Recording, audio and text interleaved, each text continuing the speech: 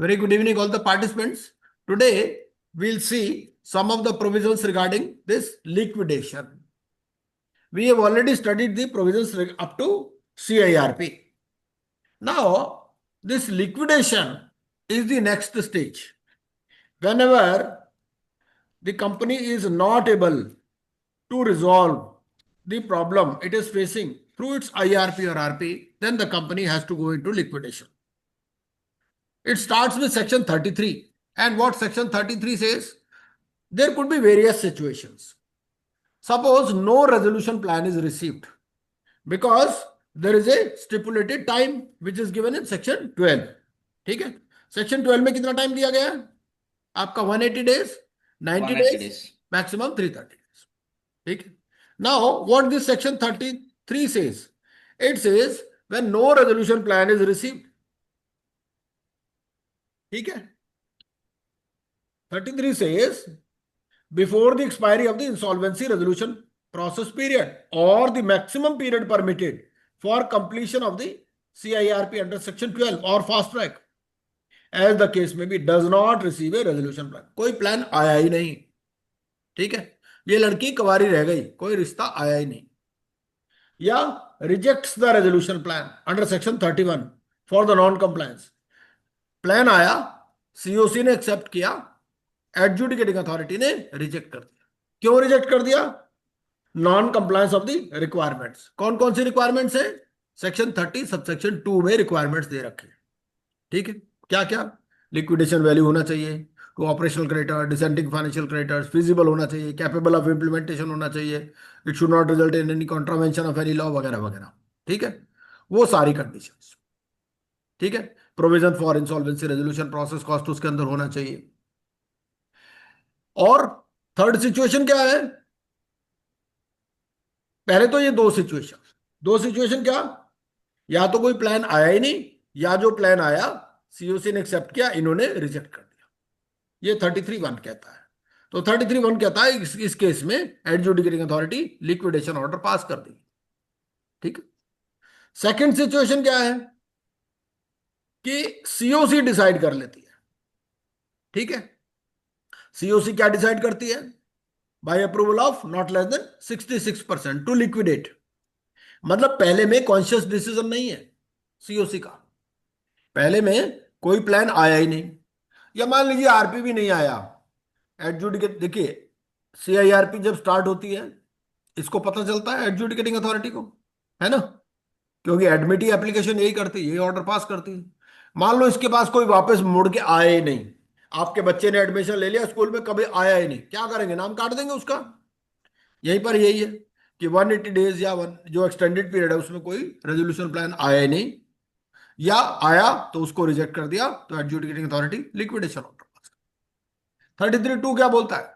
COC कहती है with 66% majority, वो क्या कहते हैं कि भाई लिक्विडेशन ऑर्डर. वो कौन सी सिचुएशन हो सकती है? वो सिचुएशन हो सकती है कंपनी के पास कोई एसेट्स ही नहीं है ना. तो उस केस में सोचे कि भाई देखो इतना ड्रामाबाजी करने से क्या फायदा, हम इंफॉर्मेशन मेमोरेंडम बनाएंगे, issue of invitation for expression of interest देंगे, आरएफआरपी बनाएंगे, फलाना ढिमकाना, है ना. तो फायदा क्या होगा? कंपनी आना तो किसी ने है नहीं वैसे. तो इसके लिए लिक्विडेशन ऑर्डर ही पास कर दो, और वो किसी भी स्टेज पर कर सकते हैं. ठीक है, at any time before, even before the preparation of information memorandum. Information memorandum का पीरियड कितना है? 60 days. वो कहता है कि इंफॉर्मेशन मेमोरेंडम भी सीओसी को लगता है तैयार करने की जरूरत ही नहीं है, जब कंपनी में कुछ है जान ही नहीं है तो कौन आएगा. ठीक है, तो सीओसी ने डिसाइड कर. थर्ड सिचुएशन क्या है कि प्लान तो आया था लेकिन उसका कॉन्ट्रावेंशन हो गया. ठीक है, ये कंट्रावेंशन किसने कर लिया? कंसर्न कॉर्पोरेट डेटर ने. तो any person other than the corporate debtor whose interests are prejudicially affected, वो अप्लाई कर सकता है लिक्विडेशन के लिए. ठीक है, फिर 33(4) कहता है कि अगर एडजुडिकेटिंग अथॉरिटी को ऐसा कुछ एप्लीकेशन मिलता है तो लिक्विडेशन ऑर्डर पास कर दे. 33(5) क्या कहता है? 33(5) ये कहता है कि जैसे हमने मॉरेटोरियम में देखा था, सेक्शन 14 क्या कहता है? सेक्शन 14 ये कहता है कि जब एक कंपनी सीआईआरपी में एडमिट हो गई तो उसके बाद में उसके अगेंस्ट प्रोसीडिंग्स वगैरह नहीं चल सकती. सरफेसी का एक्शन नहीं हो सकता। अब क्वेश्चन यहां पर यह आता है कि क्या सिक्योर्ड क्रेडिटर लिक्विडेशन में एक्शन ले सकता है? The answer is yes. CIRP में वो सरफेसी का एक्शन, कोई रिकवरी एक्शन नहीं ले सकता, लेकिन लिक्विडेशन में ले सकता है। वो बात कहां लिखी गई है? सेक्शन 33 सबसेक्शन 5 में। क्योंकि सेक्शन 33 सबसेक्शन 5 में क्या बोला? Subject to section 52। और 52 क्या है? Rights of secured creditor. ठीक है। और अगर कोई सूट या प्रोसीडिंग फाइल करनी है तो वो क्या होगा? With the approval of adjudicating authority होगी। ठीक है। एक और इंपॉर्टेंट सेक्शन है इसमें, 33 सबसेक्शन 7। वो क्या कहता है कि एक बार कंपनी का लिक्विडेशन ऑर्डर पास हो गया, इसका मतलब it is deemed to be a notice of discharge to the all the employees and officers. Word क्या लिखा? Officers and employees and workman. Officers में कौन आ जाते हैं? आपके डायरेक्टर्स भी आ जाते हैं, केएमपी भी आ जाते हैं, और एम्प्लॉइज और workers. Unless except when the business of the corporate debtor is continued during the liquidation process by the liquidator। अगर बिजनेस कंटिन्यू करना है एज ए गोइंग कंसर्न तो उस केस में ये नहीं माना जाएगा, otherwise it will be deem to be a notice of discharge. अलग से आपको कोई टर्मिनेशन नोटिस देने का जरूरत नहीं है। मान लीजिए आपने एम्प्लॉय के साथ कोई एग्रीमेंट किया हुआ कि भाई you are hired here for a period of 5 years, तो ये नहीं कि भाई आपको टर्मिनेशन के लिए कोई अलग से एप्लीकेशन, आपको अलग से कोई लेटर देना है एम्प्लॉयज को, नहीं। ये डीमिंग फिक्शन है। It is deem to be a notice of discharge. ठीक है। अगर लिक्विडेटर चाहेगा तो उनको कहेगा भाई अभी रुको, ठीक है, हम इस कंपनी को चलाएंगे, अदरवाइज छुट्टी सबकी। ठीक है। तो सेक्शन 33 हो गया। सेक्शन 33 पर कोई सवाल आपका? तो सेक्शन 33 में हमने कौन कौन सी सिचुएशन देखी? पहली सिचुएशन, एडजुडिकेटिंग अथॉरिटी अपने आप से ही ऑर्डर पास कर देती है। कौन कौन सी सिचुएशन है? कोई प्लान आया ही नहीं, या जो प्लान आया उसको रिजेक्ट कर दिया। सेकंड सिचुएशन, सीओसी ने 66% मेजोरिटी से डिसाइड किया कि लेट अस लिक्विडेट। तीसरा, कॉन्ट्रावेंशन हो गया। ठीक है। और जो सिक्योर्ड क्रेडिटर है उनके राइट्स पर कोई इफेक्ट नहीं पड़ेगा, और it is deemed to be notice of discharge to the employees, workers and office. ये है सेक्शन 33। सेक्शन 34। सेक्शन 34 क्या कहता है? अब आपको लिक्विडेटर अपॉइंट करना है। ठीक है। तो appointment of liquidator and fees to be pay. अब एक सिचुएशन हमने 33 में देखी थी कि भाई प्लान तो आया था लेकिन उस प्लान को रिजेक्ट कर दिया, तो ऐसे आरपी को लिक्विडेटर अपॉइंट नहीं करेंगे। हाँ जी। आवाज कहीं से आ रही है तो म्यूट कर लीजिए अपने को प्लीज। हाँ जी। तो adjudicating authority will appoint the liquidator. तो आईआरपी या आरपी जो है उसको रिप्लेस कर देंगे अगर उसका जो प्लान उसने अप्रूवल के लिए भेजा था एडजुडिकेटिंग अथॉरिटी के पास वो रिजेक्ट हो जाता है। और जो फीस है लिक्विडेटर की वो कहां से देनी है आपको? वो देनी है from the proceeds of liquidation estate. अब आप कहोगे जी लिक्विडेशन एस्टेट में मान लो जीरो है, तो कहां से फीस देंगे? ऐसा भी हो सकता है ना। आप अभी हमने बात की कि भाई कंपनी के पास कोई एसेट ही नहीं है। अगर एसेट ही नहीं है तो वो एक, या कोई लिक्विड एसेट्स नहीं है, तो उसमें दो कॉन्सेप्ट आती है। क्या? एक तो कॉन्सेप्ट आती है अर्ली डिसोल्यूशन की। ठीक है। ये अर्ली डिसोल्यूशन की कॉन्सेप्ट क्या है? ये अर्ली डिसोल्यूशन हमारे लिक्विडेशन प्रोसेस रेगुलेशंस में लिखी गई है। लिक्विडेशन प्रोसेस रेगुलेशंस में कहता है क्या? अगर हम रेगुलेशन नंबर 44 पढ़े तो 44 पढ़ते हैं तो वो ये क्या कहता है?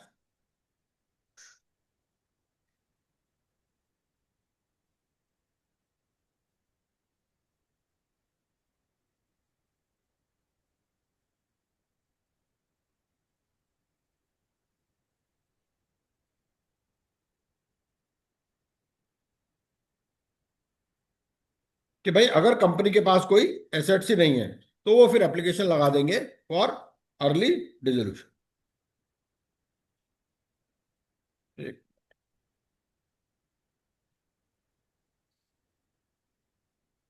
इसका रेगुलेशन नंबर बता सकते हैं जायसवाल जी?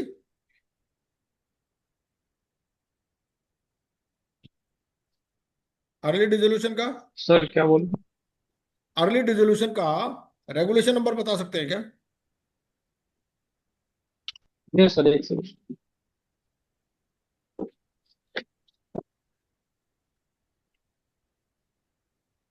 ये रेगुलेशन नंबर 14। रेगुलेशन नंबर 14 क्या कहता है? Any time after the preparation of preliminary report. देखिए प्रिलिमिनरी रिपोर्ट तो बनानी पड़ेगी। अगर प्रिलिमिनरी रिपोर्ट बनाने के बाद कभी भी लगता है कि भाई इसको आगे फायदा नहीं है चलाने से, लगता है अगर लिक्विडेटर को कि realisable properties of the corporate debtor are insufficient to cover the cost of the liquidation process, मतलब इतनी प्रॉपर्टी कम है कि लिक्विडेशन कॉस्ट भी कवर नहीं होगी, या at the affairs of the, और कोई फ्रॉड भी नहीं लग रहा, affairs of the corporate debtor do not require any further investigation, तो he shall consult the consultation committee and if it advises for early resolution. ये कंसल्टेशन कमिटी क्या है? कंसल्टेशन कमिटी ऐसे ही जैसे वहां पर कमिटी ऑफ क्रेडिटर्स है, सिर्फ फर्क क्या है, इसमें सारे स्टेक होल्डर्स आते हैं, उसमें सिर्फ क्रेडिटर्स आते हैं, इसमें शेयर होल्डर्स भी आते हैं, एम्प्लॉयज भी आते हैं, वर्कमैन भी आते हैं। And if it advises for early resolution he may apply along with a detailed report incorporating the views of the consultation committee to the adjudicating authority for early dissolution of the corporate debtor and for necessary directions in respect of such dissolution। ठीक है, तो regulation 14 आता है for early dissolution. ठीक है, तो वो ये कहेगा कि भाई प्रिलिमिनरी रिपोर्ट बनाने के बाद में, और प्रिलिमिनरी रिपोर्ट कितने दिन में बनानी है? 75 डेज।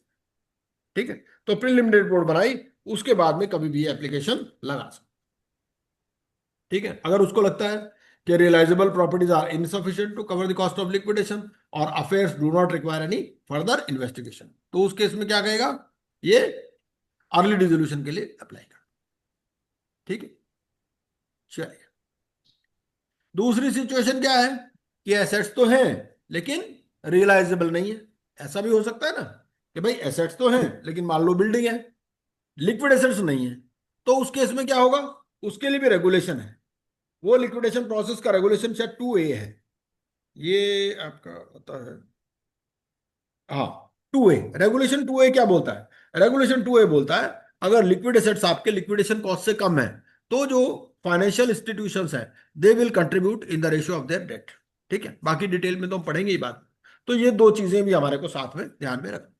34 बोलता है appointment of liquidator and fees to be paid.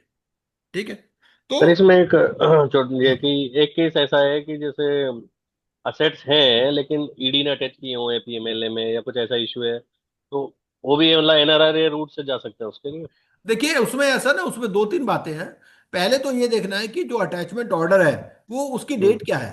अगर उसकी डेट सीआईआरपी से पहले है तो वो तो फिर रिलीज नहीं होंगे, ओके। डिपेंड करता है। अगर सीआईआरपी में तो अटैचमेंट हो नहीं सकती, अगर हाँ सीआईआरपी बिल्कुल। में अटैचमेंट होगी तो सीडी को वापस करने पड़ेंगे। इसमें थोड़ा कॉन्ट्राडिक्टरी व्यूज हैं, और क्योंकि पीएमएलए वो कहते हैं कि पीएमएलए इसमें ना कई सारे केस लॉज हैं, तो ये मैटर फिर सुप्रीम कोर्ट तक ट्रेवल करते हैं, उसमें देखते हैं वो depending upon facts and circumstances. Normally hmm. आजकल परसेप्शन ये है कि जो पीएमएलए वाले एसेट्स है ना उसके लिए पीएमएलए की भी अलग से एडजुडिकेटिंग अथॉरिटी है, तो ये कहते ओके। हैं ये क्रिमिनल प्रोसीडिंग्स है, तो आप उस एडजुडिकेटिंग अथॉरिटी से ऑर्डर लेके आइए।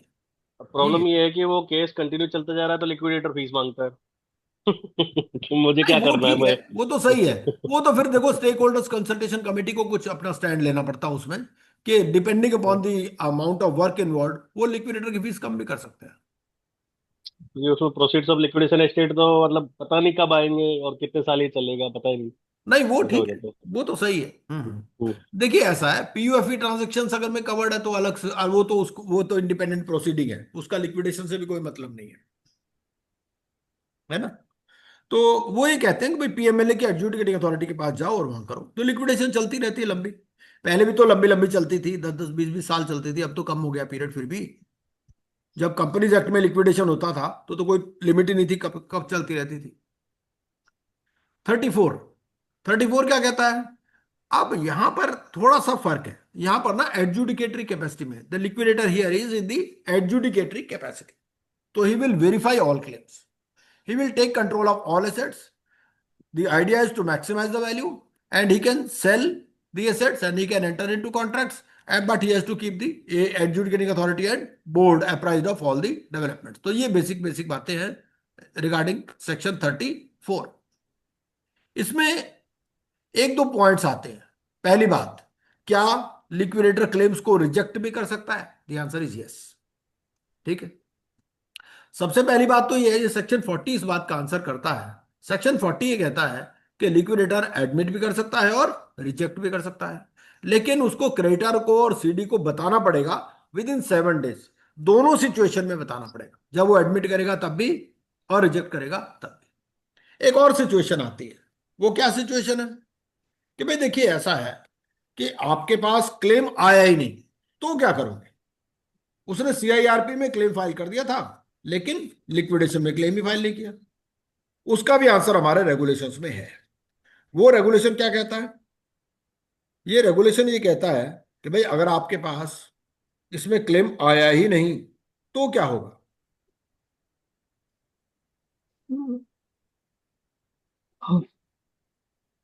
तो उस केस में ये होगा कि भाई जो क्लेम आपने सीआईआरपी में सबमिट किया था उसी क्लेम को आप कंसिडर कर, ठीक है? उसको वेरीफाई करोगे, नेचुरली उसको कोलेट करोगे, लेकिन कोई जरूरी नहीं है कि भाई आप उसमें अलग से क्लेम फाइल करो।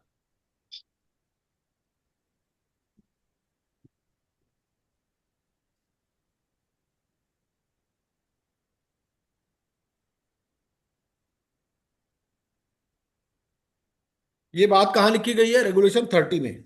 रेगुलेशन 30 क्या कहता है? Provided that the liquidator shall also verify the claims collated during CIRP but not submitted during liquidation process within 30 days। तो ये भी आपको 30 डेज में ही करने हैं। तो ये किस बेसिस पे होंगे? जो आपका सीआईआरपी वाला क्लेम है उसी बेसिस पे, ठीक है? चलिए नेक्स्ट। नेक्स्ट इंपॉर्टेंट सेक्शन है, वो ये कहता है 36 बहुत इंपॉर्टेंट सेक्शन है। वो क्या कहता है कि लिक्विडेशन स्टेट में क्या क्या आएगा, ठीक है? तो लिक्विडेटर शेल फॉर्म है लिक्विडेशन स्टेट। ये लिक्विडेशन स्टेट में क्या क्या चीजें आएंगी? जो नेचुरली जो कॉर्पोरेट डेटर के एसेट्स हैं वही आएंगे, है ना? And he will hold them in a fiduciary capacity on behalf of all the creditors, and he will not include the assets held by debtor for other third parties and statutory dues. जो PF का पैसा है, जो ESI का gratuity fund है ना, ये सारे जो फंड्स हैं ये लिक्विडेशन स्टेट का पार्ट नहीं बनेंगे। ऐसा होता है कि मान लीजिए आपके एम्प्लॉयर ने पीएफ का पैसा काट रखा है ना, और उधर में एसेट्स भी पड़े हुए हैं, तो वो क्या करेगा कि ये जो इस पैसे को लिक्विडेशन स्टेट में शामिल नहीं करेगा, ठीक है? 37 बोलता है कि liquidator can ask for information from all the parties. जो जो भी, जैसे हमारा सीआईआरपी में भी सेक्शन है कि सीआईआरपी में भी आप किसी से भी इंफॉर्मेशन ले सकते हो। कौन कौन सी हो सकती हैं? इंफॉर्मेशन यूटिलिटी है, क्रेडिट इंफॉर्मेशन सिस्टम है, कोई एजेंसी है सेंट्रल स्टेट या लोकल गवर्नमेंट की, मान लीजिए कोई इनकम टैक्स डिपार्टमेंट है, जीएसटी डिपार्टमेंट है, कस्टम्स डिपार्टमेंट है, वहां से आप इंफॉर्मेशन ले सकते हो।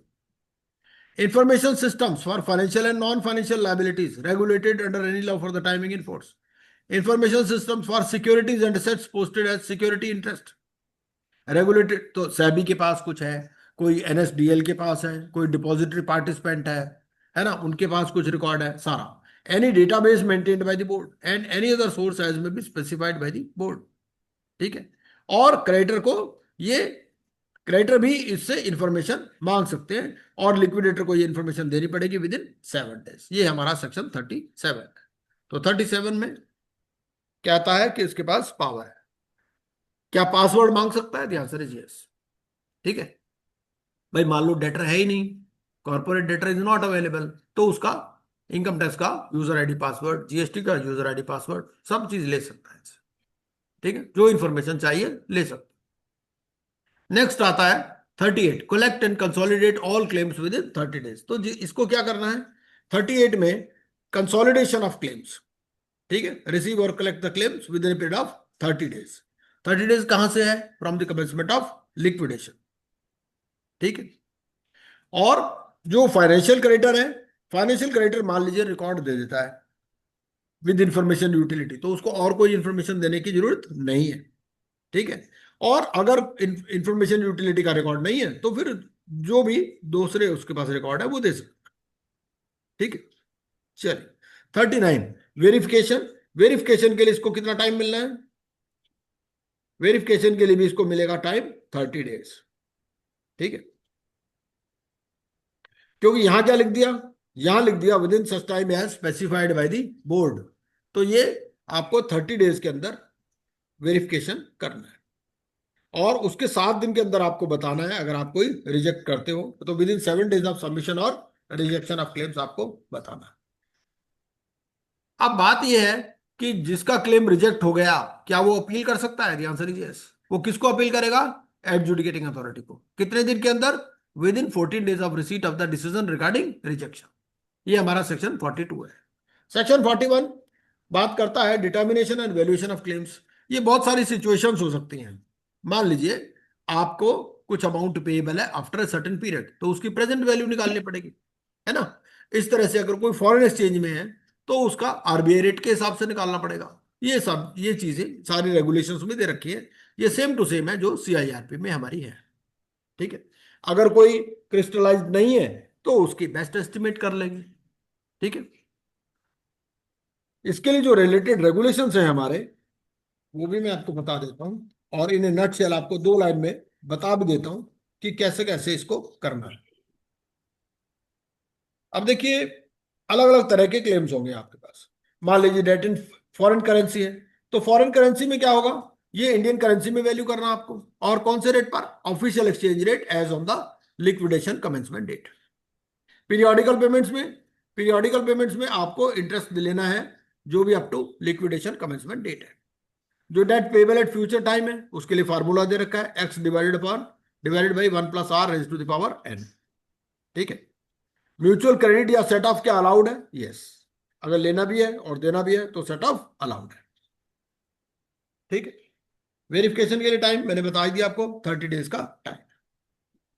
चलिए, उसके बाद में 43 से 51 तक सेक्शन हम पहले ही कर चुके हैं, है ना, पीयूएफई ट्रांजेक्शन्स के ऊपर। तो 43 क्या बोलता है? 43 बोलता है कि भाई आरपी या liquidator he can examine and recommend reversal of preferential transactions.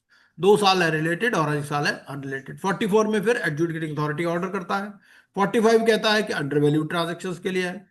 46 में इसके लिए पीरियड दिया गया है ना, कि independent expert to assess evidence relating to under value transaction. 47 क्या बोलता है? कि liquidator can recommend reversal of under valued transactions. ठीक है। 48 क्या बोलता है? ए कैन रिवर्स प्रॉपर्टी या release security interest, return benefits, make up for the under value. 49 ये फ्रॉडुलेंट ट्रांजेक्शन्स की बात करता है। तो if is convicted of fraud तो A can seek reversal of such transactions other than those who which were done in good faith. 50 बोलता है liquidator can recommend avoidance of extortionate transactions. 51 reversal of extortionate transactions. 52 बहुत important section है। 52 बोलता है कि ये जो सिक्योर्ड क्रेडिटर है, आपके पास 2 ऑप्शन है। क्या? या तो आप अपनी सिक्योरिटी को रियलाइज कर लीजिए, या फिर उस सिक्योरिटी को आप रिलिंक्विश कर दीजिए। अगर रिलिंक्विश कर देंगे तो वो लिक्विडेशन एस्टेट का पार्ट बन जाएगा। ठीक है। उसमें थोड़ी सी उसको प्रायोरिटी दे देंगे। और अगर लिक्विडेट आप रिलिंक्विश नहीं करते तो आप अपने आप रियलाइज कर लीजिए। ठीक है। अगर कोई सरप्लस है तो उसको दे दीजिए आप, है ना। और जो फीस या कॉस्ट है वो आपको देनी पड़ेगी। फिर 53 बात करता है वाटरफॉल मैकेनिज्म की। इसमें सबसे पहले जो इंसॉल्वेंसी रेजोल्यूशन प्रोसेस कॉस्ट है या लिक्विडेशन कॉस्ट है। उसके बाद में workman dues plus secured dues of secured creditors who have relinquish their security interest. उसके बाद में एम्प्लॉयज ड्यूज आ जाते हैं 12 मंथ्स। फिर अनसिक्योर्ड क्रेडिटर्स आ जाएंगे। फिर government plus unpaid secured creditors. ठीक है। उसके बाद में फिर प्रेफरेंस और फिर इक्विटी। ये वाटरफॉल मैकेनिज्म। और 54 बोलता है कि A can order dissolution of debtor after liquidator confirms complete liquidation. इसमें भी 2 चीजें हैं 54 में। एक तो ये कि क्लोजर ऑफ लिक्विडेशन प्रोसेस भी हो सकता है। अगर मान लीजिए लिक्विडेशन में भी company can be sold as a going concern, तो अगर एज ए गोइंग कंसर्न बेच दिया तो फिर क्या होगा? फिर उसका डिसोल्यूशन नहीं होगा, फिर वो क्लोजर ऑफ लिक्विडेशन प्रोसेस हो जाएगा, है ना। और अगर कंपनी को लिक्विडेट कर दिया तो फिर उस केस में डिसोल्यूशन। तो ये हमारा लिक्विडेशन प्रोसेस पूरा कंप्लीट हो गया। ठीक है। 33 से लेकर के 54 तक। होता क्या है कि ना आपको एग्जाम डेट से पहले इतना ही टाइम मिल पाएगा। आपको इसी तरह से पढ़ना पड़ेगा एग्जाम डेट से पहले। ये सारी एडिटेबल है, इसमें आप अपने हिसाब से और कुछ भी ऐड कर सकते हैं। ठीक है। इसमें बहुत सारी बातें आती हैं। क्या क्या आती हैं? जो केस स्टडीज आएंगी, केस स्टडी में क्या क्या पूछ सकता है? एक तो पूछ सकते जैसे कंट्रीब्यूशन टू लिक्विडेशन कॉस्ट, ये मैंने आपको बताया कि अगर जो लिक्विड एसेट्स हैं, if they fall short of the liquidation cost, तो फिर जो फाइनेंशियल इंस्टीट्यूशंस हैं, financial creditors being financial institutions, they will contribute in the ratio of their debt, और within 7 days of the liquidation order उनको देना है ये पैसा। ठीक है, तो उनको कब मिलेगा ये? पहली बात तो ये लिक्विडेशन कॉस्ट का पार्ट बन जाएगा। ठीक है, और इनको जो आरबीआई का रेट है उसके ऊपर इंटरेस्ट भी मिलेगा। ठीक है, क्या कॉम्प्रोमाइज अरेंजमेंट हो सकता है during liquidation? The answer is yes. लेकिन यह है कि अगर कॉम्प्रोमाइज अरेंजमेंट सीओसी ने रिकमेंड किया है तो within 30 days liquidator has to file this application, और इसके लिए 90 days का पीरियड दिया जाता है। अब कॉम्प्रोमाइज अरेंजमेंट की स्कीम आ गई, ये सक्सेसफुल भी हो सकती है और अनसक्सेसफुल भी हो सकती है। अगर सक्सेसफुल हो गई तो फिर ये कॉर्पोरेट डेटर बियर कर लेगा, और अगर अनसक्सेसफुल हो गई तो एप्लीकेंट बियर कर लेगा।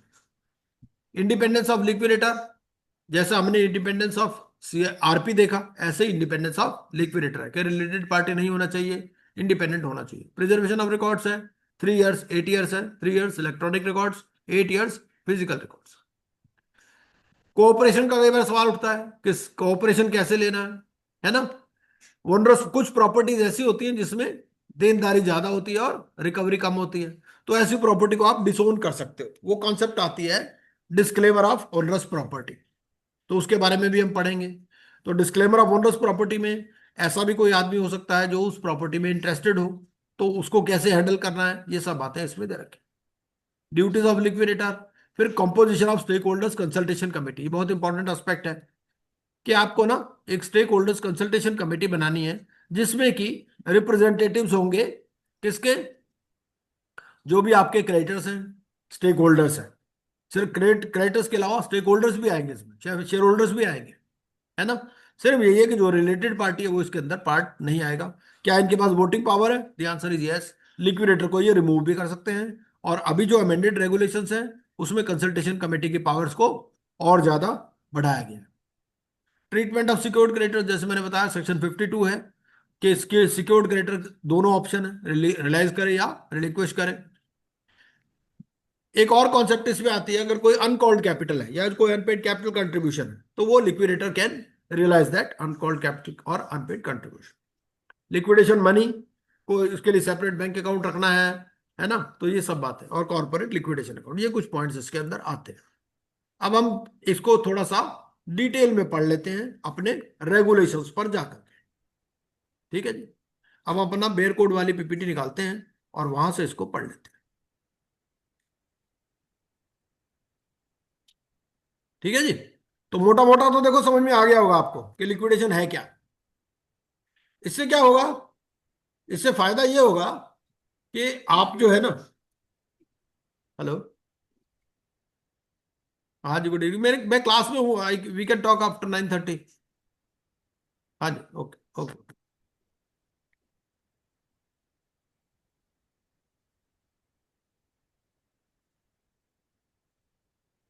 क्यों जी, समझ में आया कुछ जो मैंने बताया अभी? Yes sir, yes sir. है ना? हाँ, काफी क्लैरिटी आ गई होगी, ऐसी बात नहीं। Yes sir. इससे क्या होता है, ऐसे बताने से ना, कि अब आप पढ़ोगे ना लिक्विडेशन तो आपको समझ में जल्दी आ जाएगा, आपको दिक्कत नहीं आएगी। लिक्विडेशन प्रोसेस, ठीक है, सेक्शन 33। एक,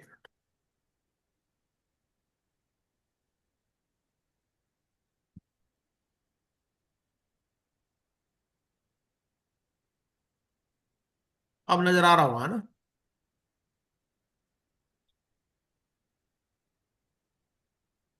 ठीक है जी, तो माई पीपीटी इज विजिबल, विजिबल है ना? हाँ yes yes sir. Sir, visible. हाँ, 33। 33 क्या बोलता है? 33 बोलता है कि आपके पास कोई प्लान आया ही नहीं, 33(1). ठीक है, क्लियर है? 33(1) में तो कुछ पूछने वाला है नहीं मेरे हिसाब से। इसमें दो सिचुएशन है। पहली सिचुएशन, ये ऑर्डर पास कर सकता है even before the expiry of the insolvency resolution process period, या फिर जो मैक्सिमम पीरियड है परमिटेड फॉर सीआईआर पे। दोनों ही बातें लिखी है। कोई प्लान आया नहीं तो उस केस में क्या होगा, ये लिक्विडेशन ऑर्डर पास कर देगा। सेकंड, प्लान आया लेकिन रिजेक्ट कर दिया, क्यों? For non compliance of the requirements. Requirements क्या है? लिक्विडेशन वैल्यू देना है ऑपरेशनल क्रेडिटर्स को, डिसेंटिंग फाइनेंशियल क्रेडिटर्स को, फिजिबल होना चाहिए, कैपेबल ऑफ इम्प्लीमेंटेशन होना चाहिए, है ना, ये फलाना ढिमकाना, बहुत सारी बातें हैं, कोई कंट्रावेंशन ऑफ लॉ नहीं होना चाहिए। 33(1) तो क्या करेगा ये, लिक्विडेशन ऑर्डर पास कर देगा और पब्लिक अनाउंसमेंट इशू कर देगा और require such order to be sent to the authority with which the corporate debtor is registered. तो जिस भी कॉर्पोरेट डेटर के साथ रजिस्टर्ड है तो ये उसको ये ऑर्डर भेज देगा। ठीक है, अब ये पब्लिक अनाउंसमेंट कौन से फॉर्म में होगा? पब्लिक अनाउंसमेंट के लिए फॉर्म कौन सा सो फॉर्म बी है? फॉर्म बी है। ठीक है जी। और सीआईआरपी में कौन सा फॉर्म है? फॉर्म ए। सीआईआरपी में फॉर्म ए है। तो एक एक फॉर्म इन्होंने बढ़ा दिया इसमें। ठीक है, इसमें फॉर्म ए क्या दे दिया? Proforma for reporting consultation with stakeholders, ये फॉर्म ए दे दिया इन्होंने। और फॉर्म डबल ए दे दिया रिटर्न कॉन्सेंट, और फॉर्म बी दे दिया पब्लिक। ठीक है, तो हमें क्या है, इसको कंपैरेटिवली भी पढ़ लेना है कि वहां पर फॉर्म ए है और यहां पर फॉर्म बी है। सेकंड सिचुएशन, सेकंड में क्या किया कि ये डिसाइड कर लिया कमेटी ने कि 66% मेजॉरिटी। अच्छा, क्या आईआरपी भी रिकमेंड कर सकता है लिक्विडेशन को? The answer is no. क्यों? क्योंकि कमेटी के पास ये पावर है, और कमेटी जब बनेगी तो आरपी बन जाएगा वो, है ना, फिर आईआरपी रहता ही नहीं वो। तो IRP can not recommend liquidation, committee he recommend कर सकती है। और कमेटी किस स्टेज पर रिकमेंड कर सकती है? Even before the preparation of the information memorandum. ठीक है, किसी भी स्टेज पर रिकमेंड। थर्ड क्या है? थर्ड सिचुएशन में यह है कि रेजोल्यूशन प्लान अप्रूव हो गया था लेकिन बाद में कॉन्ट्रावेंशन हो गया। किसने कॉन्ट्रावेंशन किया? कंसर्न कॉर्पोरेट डेटर ने, क्योंकि जो रेजोल्यूशन एप्लीकेंट है वो क्या बन जाता है? कॉर्पोरेट डेटर बन जाता है वो, उसी के पास तो कंपनी आ जाती है ना, तो वही कॉन्ट्रावेंशन करेगा। तो any person other than the corporate debtor whose interests are prejudicially affected, तो वो लिक्विडेशन के लिए अप्लाई कर सकते। ठीक है, चौथा क्या है कि अब आपने एप्लीकेशन दी है फॉर कॉन्ट्रावेंशन, तो एडजुडिकेटिंग अथॉरिटी जो है लिक्विडेशन ऑर्डर पास कर सकते हैं। सेक्शन सबसेक्शन 5 बोलता है कि rights of secured creditor shall not be affected during liquidation. और अगर आपको कोई सूट या legal proceeding file shall be initiated by or against the operational by or against the corporate debtor. ठीक है, तो there is no bar on continuation of proceeding, मतलब नई प्रोसीडिंग नहीं हो सकती। ठीक है, shall be instituted by or against secured creditor छोड़ करके। ठीक है, और अगर मान लो लिक्विडेटर कोई फाइल करना चाहता है तो उसको प्रायर अप्रूवल लेनी पड़ेगी एडजुडिकेटिंग अथॉरिटीज।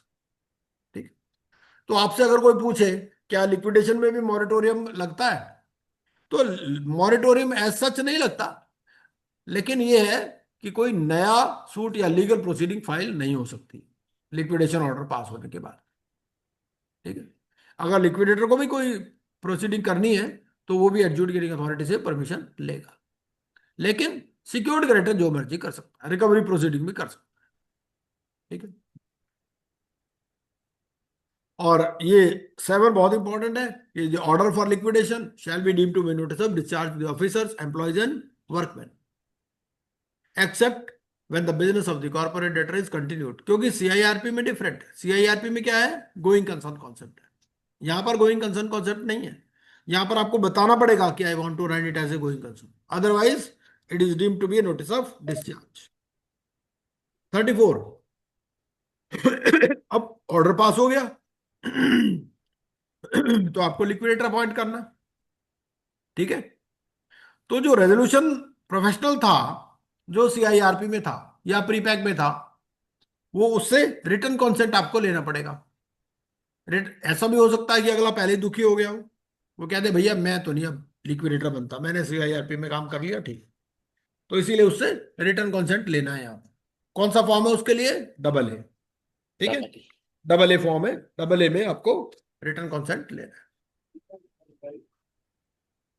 और जब ये लिक्विडेटर अपॉइंट हो गया तो all powers of the board of directors, key managerial personnel and the partners of the corporate debtor as the case may be shall cease to have effect.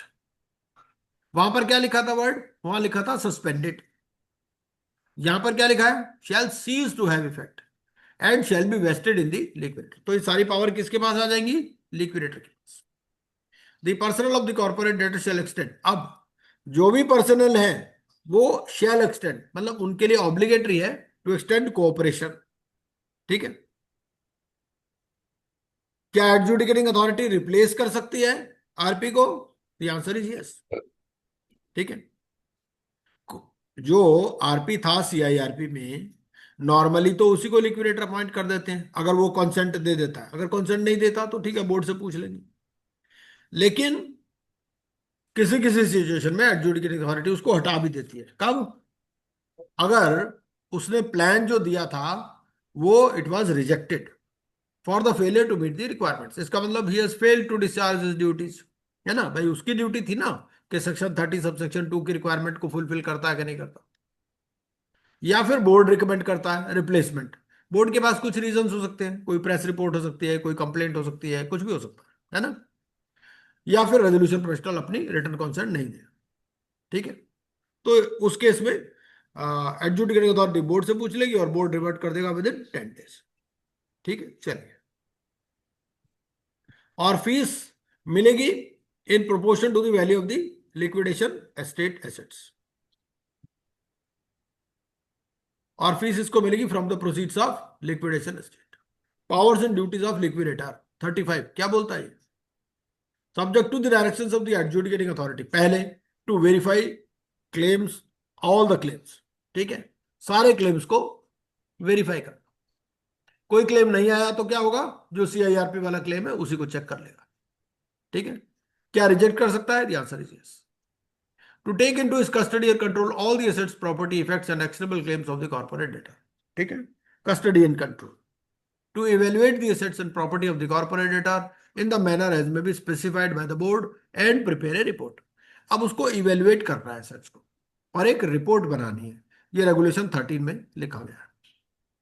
अब regulation 13 पर अगर हम जाएं तो रेगुलेशन 13 क्या बोलता है, रेगुलेशन 13 बोलता है, अच्छा इसको मुझे लिंक करना अभी। ठीक है, सीआईआरपी वाले तो मैंने लिंक कर दिए थे, ये वाले अभी लिंक नहीं किए हैं, ये मैं कर दूंगा, अगली बार आपको लिंक मिलेंगे। सीआईआरपी वाले देखा होगा ना, मैंने सारे लिंक कर रखे थे, इसमें भी लिंक कर दूंगा। To take such measures to protect and preserve the assets and properties as he considers necessary, to carry on the business of the corporate debtor for its beneficial liquidation, ये for its beneficial liquidation important है। मतलब क्या, मतलब ये है कि नया expansion नहीं कर सकता, है ना, जो लिक्विडेशन करने के लिए जरूरी है उतना ही करेगा। सब्जेक्ट टू सेक्शन 52, यहां दोबारा सब्जेक्ट टू सेक्शन 52 आ गया, क्योंकि अगर सेक्शन 52 में सिक्योर्ड क्रेडिटर अपने आप प्रॉपर्टी को बेचना चाहता है तो अपने आप कर सकता है, पेपर्स तो उसके पास है ही ऑलरेडी, है ना। तो subject to section 52 to sell the immovable movable property and actionable claims of the corporate debtor liquidation, ये कैसे बेचेगा, या पब्लिक ऑक्शन या प्राइवेट कॉन्ट्रैक्ट। ठीक है, with power to transfer such property to any person or body corporate or to sell the same in parcels as may be specified, उसके लिए regulations. ठीक है, लेकिन किसको नहीं बेच सकता, जो एलिजिबल नहीं है to become a resolution applicant. तो 29A में जो बंदा इनएलिजिबल है उसको ये प्रॉपर्टी नहीं बेच सकते। ठीक है, to draw accept make and endorse and negotiable instruments, क्योंकि देखो ये लिक्विडेटर के पास सारी पावर आ गई। अगर अभी किसी ने बिल ऑफ एक्सचेंज साइन करना होता है नॉर्मल सर्कमस्टेंस में, तो कौन, बोर्ड ऑफ डायरेक्टर करते हैं। अब बोर्ड की पावर, तो board they have ceased to have their powers, है ना, powers have ceased to have effect. तो ये सारी पावर किसके पास आ गई, लिक्विडेटर। तो ये सारा, ये कोई भी कॉन्ट्रैक्ट करना है, कुछ भी साइन करना है, ये करेगा, अपने ऑफिशियल नेम में करेगा। ठीक है, to take out in his official name letter of administration to any deceased contributory, मतलब कि अगर कोई शेयर होल्डर की डेथ हो गई मान लीजिए, अब उसने पैसे देने हैं, अनपेड कॉल्स हैं, तो ये क्या करेगा, लेटर ऑफ एडमिनिस्ट्रेशन निकाल देगा अपनी ऑफिशियल कैपेसिटी में। ठीक है, to obtain any professional assistance from any person or appoint any professional, दोनों बातें। To obtain any professional assistance का मतलब क्या है, कॉन्ट्रेक्चुअल बेसिस पे फ्रीलांसर, और अपॉइंट क्या है, appointing as an employee. in discharge of his duties, obligations and responsibilities. To invite and settle claims of creditors.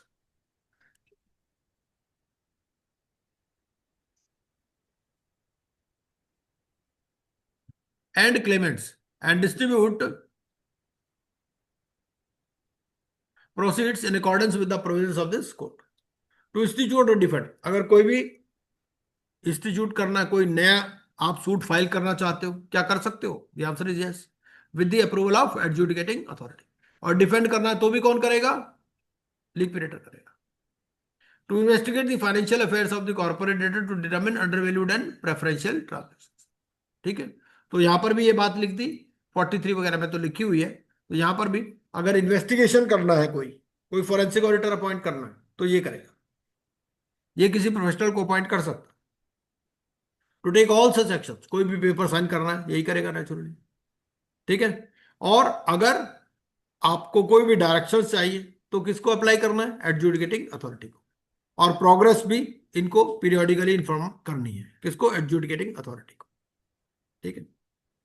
The liquidator shall have the power to consult any of the stakeholders entitled to a distribution of proceeds under section 53. 53 में हमने अभी अभी देखा कि किस किस को पैसे मिलेंगे. तो किसी से भी ये कंसल्ट कर सकता है, लेकिन ये कंसल्टेशन बाइंडिंग नहीं है.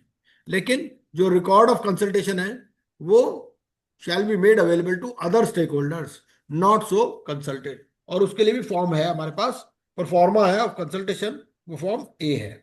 फॉर्म में क्या है? Proforma for reporting consultation with stakeholders. ठीक है, चलिए. Liquidation estate. लिक्विडेशन एस्टेट में क्या है कि the liquidator shall form an estate of the assets or he shall hold the liquidation estate as a fiduciary for the benefit of all the creditors. इन दोनों पर सवाल पूछ लेता है. The liquidator shall hold the liquidation estate as a fiduciary, as an administrator, ठीक है, वगैरह वगैरह. तो यहां पर आपको एज ए फिड्यूशियरी लिखना है. फिर उसके अलावा पूछ लेता है for the benefit of all the creditors, for the benefit of secured creditors, for the benefit of unsecured creditors, for the benefit of secured creditors who have not relinquished their security interest फलाना ढिमकाना. ठीक है, तो आपको क्या करना है? For the benefit of all the creditors. ये दोनों बातें याद में रखनी है. Subject to subsection 4, the liquidation estate shall comprise all liquidation estate assets which shall include the following. पहला, any assets over which the corporate debtor has ownership rights.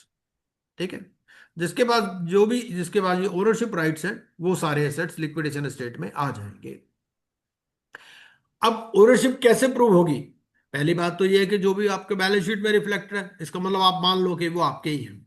ठीक है, including all rights and interest therein as evidence in the balance sheet of the corporate debtor or an information utility, या information utility में कोई charge registered है, या records in the registry है, और any depository recording securities of the corporate debtor or by any other means as may be specified by the board including shares held in any subsidiary. तो ये सारे के सारे आपके किस में आ जाएंगे? लिक्विडेशन एस्टेट में.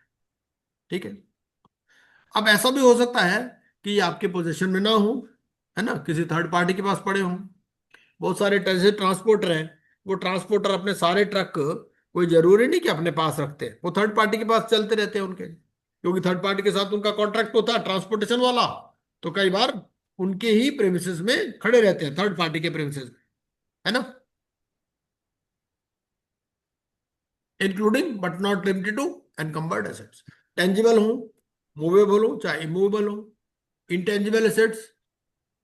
ठीक है, ये सारे के सारे आपको लिक्विडेशन एस्टेट में देने हैं. ऐसा भी हो सकता है कि जिसमें कोर्ट में कोई डिस्प्यूट चल रहा है, asset subject to the determination of ownership by the court or authority, तो आपको ये भी यहां पर दे दे. अच्छा, ऐसा भी हो सकता है क्या कि लिक्विडेशन खत्म हो जाए और फिर भी कोर्ट केस चलता रहे? ऐसा हो सकता है क्या? सर पफ पफ एप्लीकेशन तो चलता रहता है उफे. नहीं, पफ तो चलता है, पफ के अलावा जो डायरेक्टर्स के जो कॉर्पोरेट गारंटीज के हैं वो तो चलता ही रहेगा. हाँ. और कुछ भी depend on case to case, कौन सा किस क्राइटेरिया में हाँ, केसेस तो चलते ये रहते हैं. आपको आंसर पता कहाँ मिलेगा? आंसर आपको मिल जाएगा, ये जो फाइनल रिपोर्ट आप दे रहे हो ना, फॉर्म एच. फॉर्म एच आप देते हुए कंप्लायंस सर्टिफिकेट लिक्विडेशन प्रोसेस में तो इसमें बहुत सारी डिटेल्स हैं। एक तो पीयूएफई ट्रांजेक्शन्स की डिटेल है आपकी, है ना, और भी बहुत सारी डिटेल है। तो फॉर्म एच अगर आप डिटेल में स्टडी करोगे तो आपको यहां पर काफी आंसर्स मिल जाएंगे।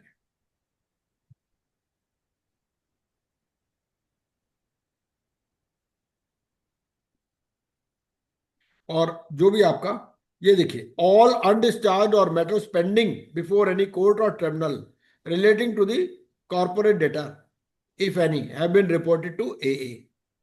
तो ये अनडिस्चार्ज या मैटर्स की बात करता है, पेंडिंग बिफोर एनी कोर्ट और ट्रिब्यूनल, तो यहां पर ये दे देगा। ठीक, चलिए।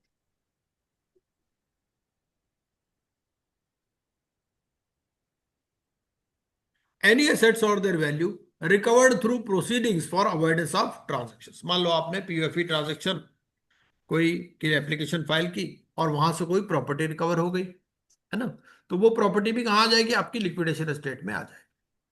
ठीक है। Any assets of the corporate debtor in respect of which secured creditor has relinquished security interest. जो सिक्योर्ड क्रेडिटर है उसको आपकी कंपनी ने प्रॉपर्टी दे रखी है ना, मॉर्गेज कर रखी होगी, चार्ज क्रिएट कर रखा होगा। तो अगर उसके पास दो ऑप्शन है, या तो वो रिलिक्विश करेगा या रियलाइज करेगा। अगर रियलाइज करेगा तो लिक्विडेशन स्टेट का पार्ट नहीं बनेगी। ठीक है। और अगर वो रिलिक्विश कर देगा तो लिक्विडेशन स्टेट का पार्ट बन जाएगा। Any other property belonging to और vested in the corporate debtor at the insolvency commencement date. कोई भी दूसरी प्रॉपर्टी जो जो भी सीडी से बिलोंग करती है at the insolvency commencement date, वो भी इसके अंदर आ जाएगी। All proceeds of liquidation as and when they are realised. ठीक है।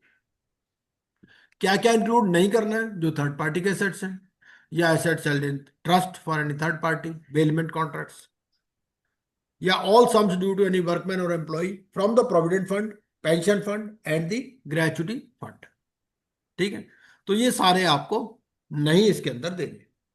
अगर आप फॉर्म एच देखो तो फॉर्म एच में भी थोड़ा सा इसके बारे में बताता है। फॉर्म एच में क्या कहता है?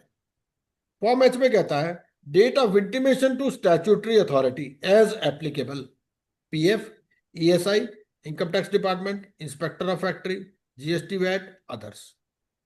ठीक है। तो इन्होंने किस किस को क्या क्या कब कब इंटीमेशन दिया, ये भी इसके अंदर आ जाता है।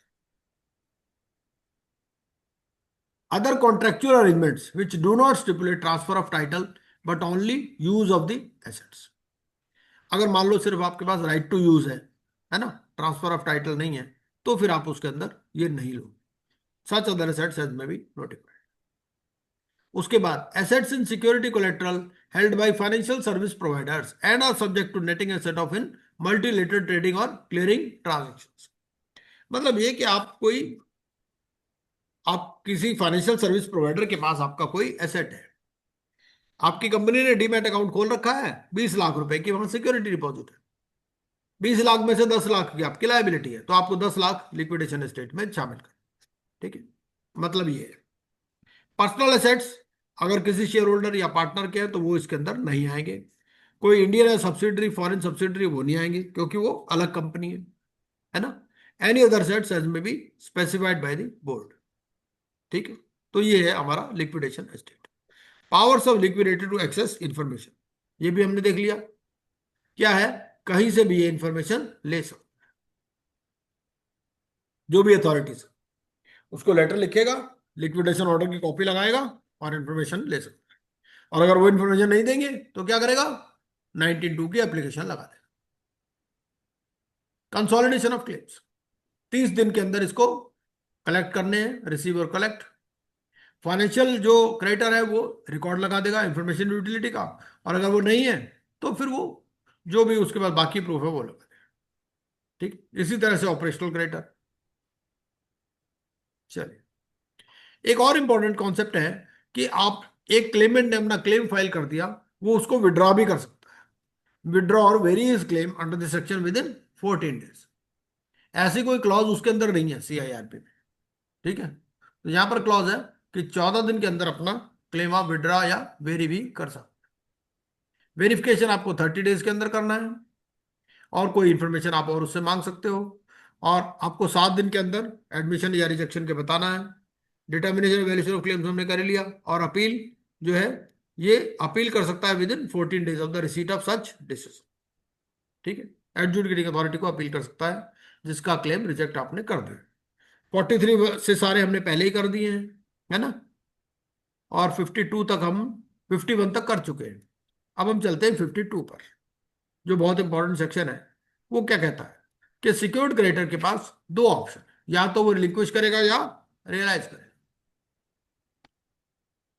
ठीक है, अगर मान लीजिए ये रियलाइज करना चाहता है तो क्या करना है? सबसे पहले तो इन्फॉर्म करेगा कि भाई ये वाली सिक्योरिटी है, ये एसेट है, और सिक्योरिटी इंटरेस्ट बताएगा उसको। ठीक है, वो उसको वेरीफाई करेगा लिक्विडेटर।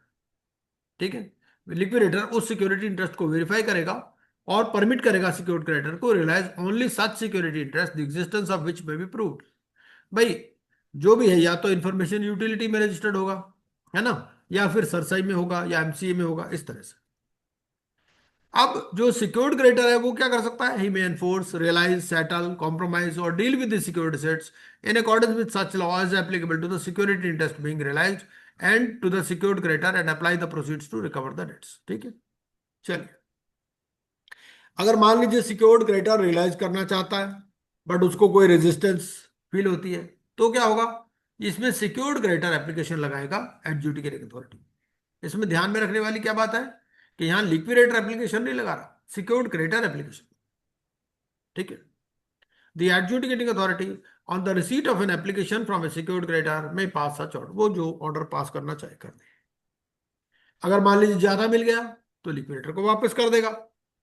भाई सिक्योर्ड क्रेडिटर ने प्रॉपर्टी अपने आप रियलाइज कर ली, उसको सरप्लस मिल गया, उसका डेट था 100 करोड़ का, उसको 120 करोड़ मिल गया, 20 करोड़ वापस दे देगा, है ना। Tender to the liquidator any surplus funds received from the enforcement of such secured assets. Sir ठीक। ये जो 5 नंबर क्लॉज था ऊपर में, इसमें कि अगर वो रेलिंक्विश नहीं करता है सिक्योर्ड क्रेडिटर और वो खुद से रियलाइज करता है, यही पॉइंट है ना सर ये? हाँ बिल्कुल बिल्कुल, अगर तो रिलीज कर देगा फिर हाँ, तो लिक्विडेशन स्टेट का पार्ट बन जाएगा। तो ये जो सिक्योर्ड क्रेडिटर अपनी तरफ से अगर सेल करता है तो वो एडजुडिकेटिंग अथॉरिटी को एप्लीकेशन करेगा अगर कुछ इश्यू आता है तो? मतलब जब हाँ नॉर्मली सरफेसी में बेच रहा है तो अभी सरफेसी एक्ट के तहत तो वहां जाता, सीजीएम जाता, सीएमएम जाता, डीएम जाता। हाँ वही बात है, वही है। हाँ, यहाँ सिक्योर्ड क्रेडिटर जो है हम्म। एडजुडिकेटिंग अथॉरिटी को। अच्छा, वो वहां पर आगे फिर डायरेक्ट करेगा ऐसा कुछ? हाँ ओके। बिल्कुल बिल्कुल ओके। बिल्कुल, ओके। क्योंकि ये आईबीसी के थ्रू आ रहा है ना। ऐसा भी हो सकता है ना भाई, सिक्योर्ड क्रेडिटर तो सरफेसी में डायरेक्टली भी एक्शन ले सकता है कि जो हाँ जिसमें हाँ आईबीसी ना हाँ इन्वॉल्वमेंट हो, है ना। हाँ हाँ हाँ हाँ, वही तो फिर वही वो वही। वहां चला जाएगा, इधर यहाँ पर यहाँ आ जाएगा। हाँ। ओके, ठीक है। The amount of insolvency resolution process cost due from the secured creditor, अगर अपने आप रियलाइज करता है तो जो इंसॉल्वेंसी रेजोल्यूशन प्रोसेस कॉस्ट का पार्ट है वो डिडक्ट हो जाएगा इसमें से, है ना। और अगर वापस नहीं मिला तो ये दोबारा लाइन में लग जाएगा, ये थोड़ा नीचे आ जाएगा, क्लॉज ई में आ जाएगा सबसेक्शन 1 के, है ना।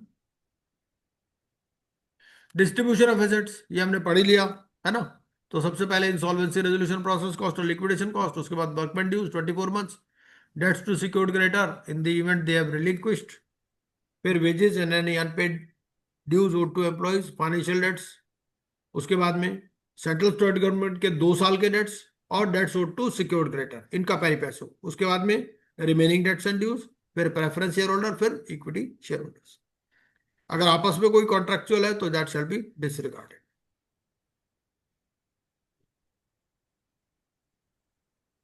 हम्म।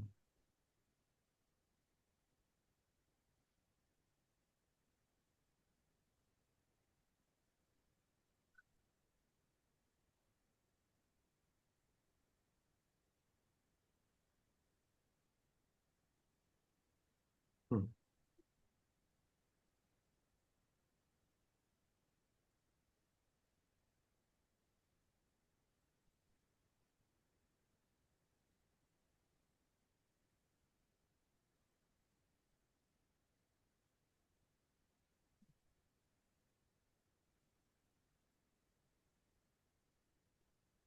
और 54 में फिर डिसोल्यूशन।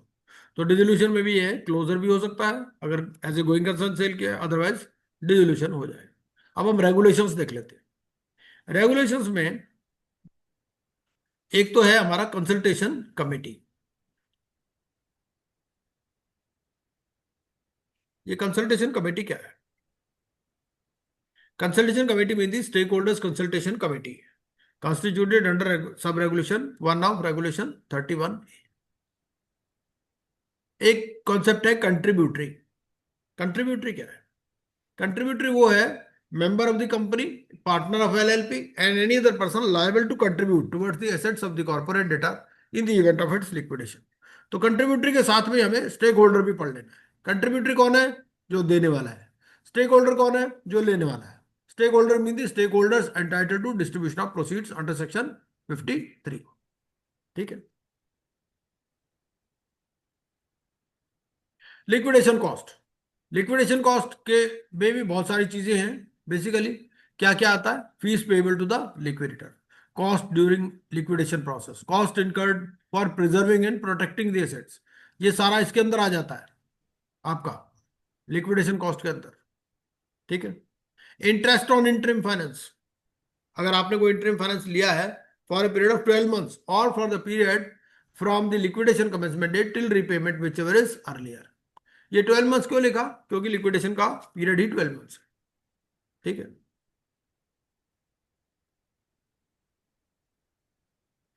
रेगुलेशन 2A बहुत इंपॉर्टेंट रेगुलेशन है, मैंने पहले ही बताया आपको। क्या होगा कि अगर मान लीजिए कि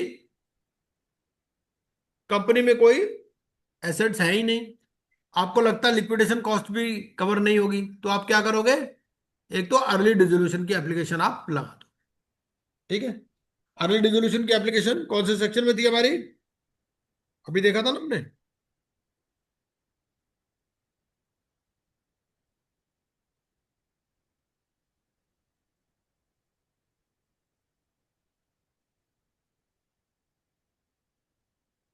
हाँ जी,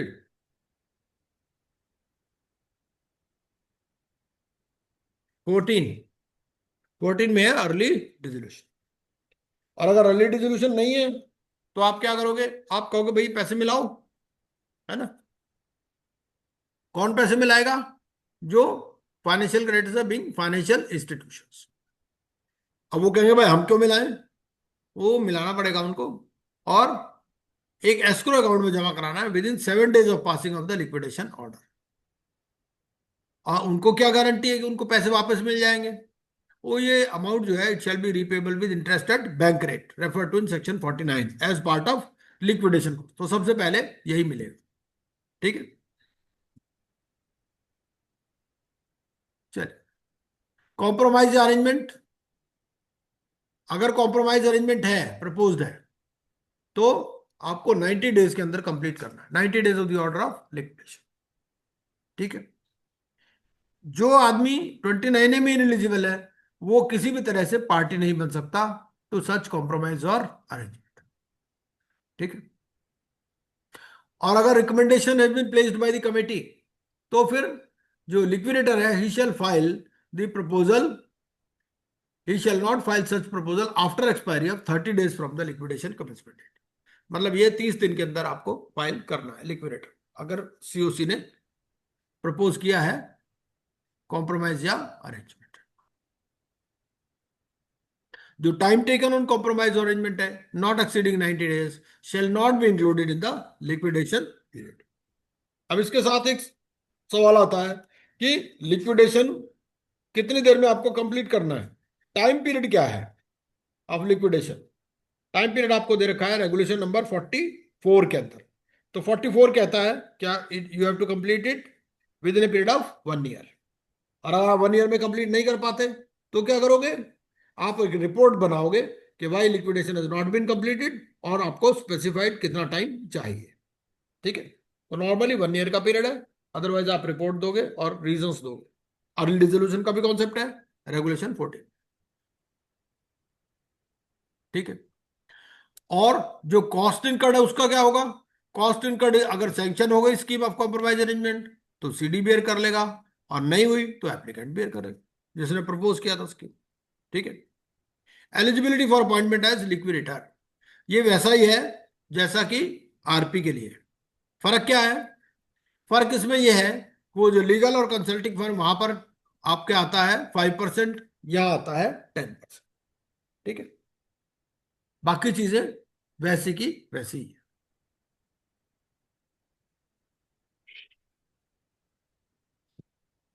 लिक्विडेटर का फीस कैसे पेमेंट होगा? फीस के लिए अलग अलग तरीके हैं। पहले, कई बार सीओसी अपनी मीटिंग में डिसाइड कर लेती है लास्ट में कि भाई लिक्विडेटर को कितनी फीस मिलेगी। लिक्विड उससे पूछ लेते हैं आरपी से ही कि भाई अगर कंपनी का लिक्विडेशन हो जाए तो उस केस में आप कितनी फीस लोगे। पहले तो वो। दूसरी सिचुएशन, अगर उस टाइम कोई फिक्स डिसाइड नहीं हुई, फीस डिसाइड नहीं हुई, तो कंसल्टेशन कमेटी फिक्स कर देगी फीस। और उन दोनों में भी अगर नहीं होगा तो ये रेट चार्ट दे रखा है, इस रेट चार्ट के हिसाब से लिक्विडेटर को फीस मिल जाएगी on realisation and distribution.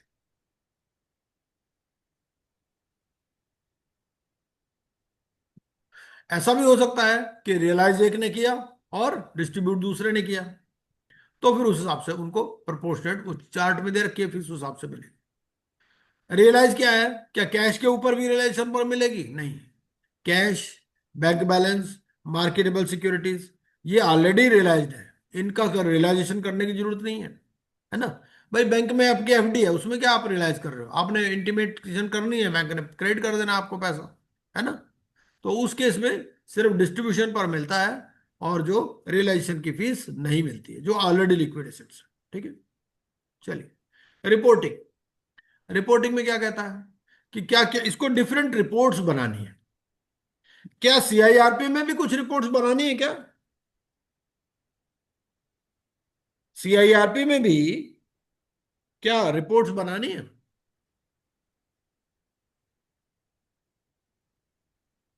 CIRP में वो ये कहता है कि सीओसी की मीटिंग जो है, दो मीटिंग के बीच में 30 दिन से ज्यादा का गैप नहीं होना चाहिए, है ना। और वो फिर आपको इन्फॉर्म भी करना है एडजुडिकेटिंग अथॉरिटी। अब यहाँ पर क्या है, यहाँ डिफरेंट रिपोर्ट्स हैं। प्रिलिमिनरी रिपोर्ट है, एसेट मेमोरेंडम रिपोर्ट है, वहां इंफॉर्मेशन मेमोरेंडम, यहाँ एसेट मेमोरेंडम। फिर प्रोग्रेस रिपोर्ट्स है क्वार्टरली, सेल रिपोर्ट अगर कोई सेल हुआ है तो, minutes of consultation with stakeholders, है ना, और final report prior to dissolution, form H हो गया, टू द एडजुडिकेटिंग अथॉरिटी। ये रिपोर्टिंग इसको करनी है। इसको फिर प्रिजर्वेशन करना है, physical as well as electronic copy of the records and minutes for 8 years after the dissolution. देखिए, बुक्स की प्रिजर्वेशन का पीरियड अलग है और ये जो रिपोर्ट्स हैं इनका पीरियड अलग है, ये ध्यान में रखना है हमारे को। ठीक है, ये जो इनका रिपोर्ट्स को प्रिजर्व करना है, ये इसका प्रिजर्वेशन का पीरियड 8 years, चाहे इलेक्ट्रॉनिक हो और फिजिकल। लेकिन जो बुक्स है, बुक्स के लिए 3 years और 8 years। अगर कोई स्टेक होल्डर मांगता है तो उसको ये प्रोवाइड कराएगा इन इलेक्ट्रॉनिक या फिजिकल फॉर्म। सबसे पहले तो उसको अप्लाई करना है इन राइटिंग। ठीक है, फिर cost of making or undertaking confidentiality की। ठीक है, ये उसके बाद में फिर registers and books of accounts. अगर बुक्स कंप्लीट नहीं है तो उसके लिए कोई पीरियड स्पेसिफाइड नहीं है, ये लिखा है कि he shall have them completed and brought up to date with all convenient speed. ठीक है, इसमें ये नहीं लिखा भाई आपने 30 दिन में कंप्लीट कराना है, 60 दिन में कंप्लीट कराना है, क्या लिखा है? With all convenient speed. और कौन कौन सी बुक्स बनानी है ये दे रखा है, cash book, bank book, ledger, पर का। ठीक है, ये आप देख सकते हैं। अपॉइंटमेंट ऑफ प्रोफेशनल्स, तो प्रोफेशनल्स को भी अपॉइंट कर सकता है ये लिक्विडेटर। ठीक है, लेकिन जो प्रोफेशनल है वो बिल सीधा कंपनी के नाम देंगे, वो इसको बिल नहीं देंगे, क्योंकि ये भी जो अपॉइंटमेंट लेटर इशू करेगा on behalf of company issue करेगा। अभी देखो कंपनी डिसॉल्व नहीं हुई है, तो जब तक कंपनी डिसॉल्व नहीं होती कंपनी कंटिन्यूज टू एग्जिस्ट। अभी कंपनी एग्जिस्ट कर रही है ना। सिर्फ यही है कि लिक्विडेशन में आ गई है, तो जितने भी लेटर हेड होंगे, बिल बुक्स होंगी, सब पर लिख देगा कंपनी के बाद इन liquidation. A liquidator may appoint professionals to assist him in the discharge of his duties, obligations, and functions for a reasonable remuneration. ठीक है, और इसके साथ भी मतलब इंडिपेंडेंट होना चाहिए। ऐसा नहीं कि अपने रिश्तेदार को ही अपॉइंट कर दे, इसका रिश्तेदार नहीं होना चाहिए, रिलेटेड पार्टी नहीं होनी चाहिए कॉर्पोरेट डेटर की, या फिर मान लो कोई ऑडिटर रहा हो इन दी 5 years, वो नहीं होना चाहिए। ठीक है, और उसका कोई भी पर्सनल या पेक्यूनियर इंटरेस्ट है तो वो डिस्क्लोज करेगा। किसको? Liquidator. Consultation with stakeholders. The stakeholders consulted under section 35(2) shall extend all assistance and cooperation. ठीक है? और liquidator shall maintain the particular summary consultation and inform him. Liquidator may make an application to the adjudicating authority for a direction that a person who is or has been, देखो दोनों, ऐसा नहीं कि company का जो पुराना officer है उसको भी करना है। वो ये नहीं कह सकता भाई मैं तो रिटायर हो गया या मैं तो रिजाइन कर दिया, मैं तो दूसरी कंपनी में काम कर रहा हूँ। इज और हैज बीन लिखा है, इज अंडर एन ऑब्लिगेशन, इसको लगता है उसके पास कोई इंफॉर्मेशन है उससे मांग सकता है। Officer, auditor, employee, promoter, partner, IRP, RP, previous liquidator, या उसके पास कोई प्रॉपर्टी है ना, shall cooperate with him in the collection of information necessary for the conduct. ठीक है? और एडजुडिकेटिंग अथॉरिटी को कब ये लगाएगा एप्लीकेशन? जब when he has made reasonable efforts and failed to obtain. ऐसा नहीं कि सीधे सीधे आप एडजुडिकेटिंग अथॉरिटी के पास भाग जाओ। पहले आपको मान लो पुराना ऑडिटर आपको इंफॉर्मेशन नहीं दे रहा है ना, तो आप उसको मेल लिखोगे, लेटर लिखोगे, जो भी है ना, कॉरेस्पॉन्डेंस करोगे उसके साथ, आप वो उसका डॉक्यूमेंटेशन कर लोगे, फिर आप एप्लीकेशन लगाओगे। देखो जी मैंने 4 बार बोल दिया इसको, ये डिले कर रहा है, नहीं दे रहा, तो आप इसको इंस्ट्रक्शन दो कि ये दे। एक बहुत इंपॉर्टेंट सेक्शन है डिस्क्लेमर ऑफ ऑनरस प्रॉपर्टी। कोई ऐसी चीज हो सकती है जिसमें कि प्रॉब्लम्स ज्यादा है ना, क्योंकि लिक्विडेशन में करना क्या है, प्रॉपर्टी को बेच बाच के जिसका पैसा है उसको देना है।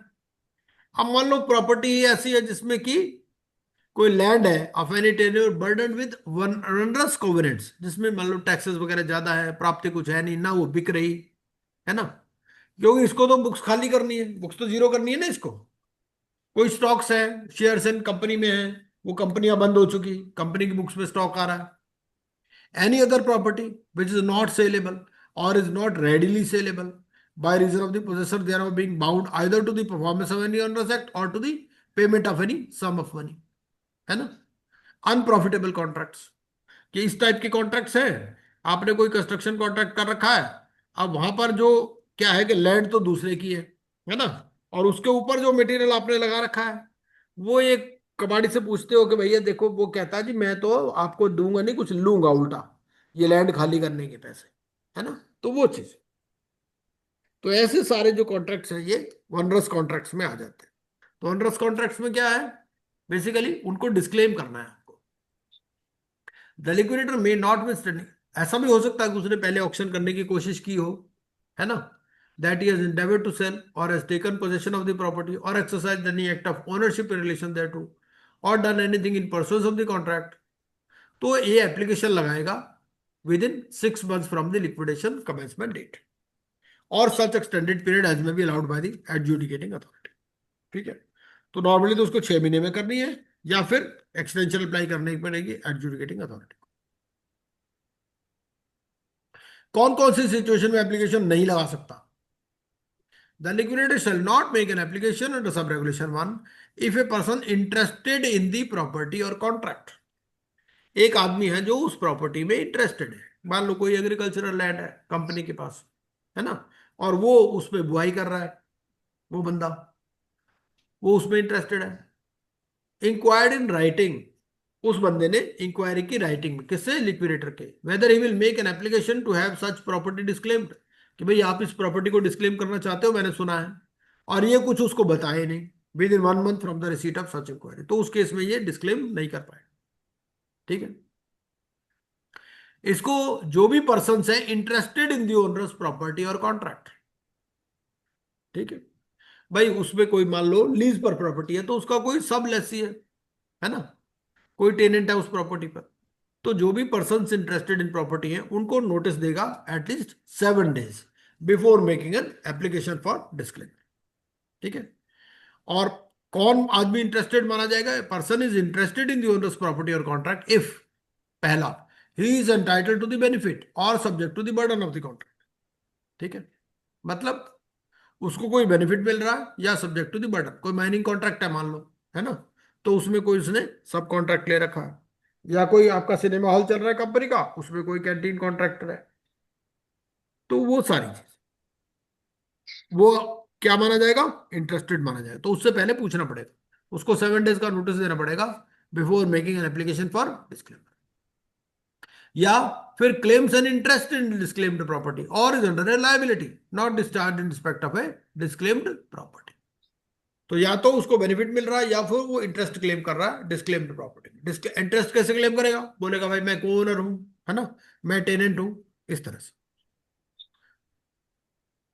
और मान लीजिए एडजुडिकेटिंग अथॉरिटी ने ऑर्डर दे दिया approving such disclaimer, the disclaimer shall operate to determine from the date of disclaimer the rights, interest and liabilities of the corporate debtor in or in respect of the property or contract disclaimed, but shall not accept so far as is necessary for the purpose of releasing the corporate debtor and the property of the corporate from liability affects the rights, interest or liabilities of any other person। मतलब क्या कि जो भी order उसने दिया adjudicating authority ने, वो operate करेगा। ठीक है, except so far as is necessary for the purpose of releasing the corporate data and the property of the corporate from liability affect the rights, interest or liabilities of any other person। मतलब किसी दूसरे आदमी का कोई interest या वो उस पर इफेक्ट नहीं होगा। Corporate person shall be release from that liability. A person affected by the disclaimer shall be deemed to be a creditor of the corporate debtor for the amount of compensation or damages payable and may accordingly be payable as a debt in liquidation। तो उसको 53(1)(f) में damages मिल जाएंगे।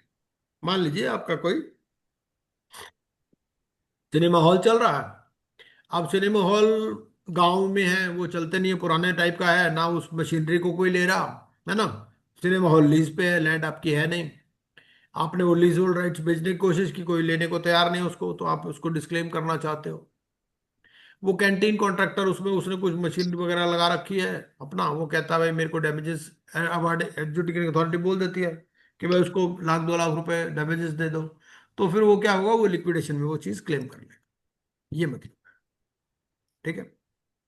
Extraordinary credit transactions, ये तो हमने पहले ही पढ़ लिया है कि सेक्शन 52 में क्या होता है कि आपको अगर एग्जॉर्बिटेंट पेमेंट्स करनी पड़ती हैं या कोई अनकॉन्स्टेबल है under the principles of law related to contracts, तो वो extraordinary credit transactions. Public announcement के लिए फॉर्म हमने देख लिया, फॉर्म बी है, और वहां पर फॉर्म ए है। वो फॉर्म ये होता है विद इन 3 डेज आपको पब्लिक अनाउंसमेंट करनी है, यहाँ पर आपको with in 5 days of his appointment करनी है। ठीक है, पब्लिक अनाउंसमेंट में क्या है कि call upon the stakeholders to submit their claims or update. देखो वर्ड क्या लिखा है यहाँ, call upon the stakeholders. देखो दोनों में फर्क है। वहां सीआईआरपी में कौन क्लेम फाइल कर रहा है, जो क्रेडिटर है। क्या शेयर होल्डर सीआईआरपी में क्लेम फाइल करता है? द आंसर इज नो, क्योंकि वहां पर क्या है, वहां गोइंग कंसर्न, यहां पर गोइंग कंसर्न नहीं है।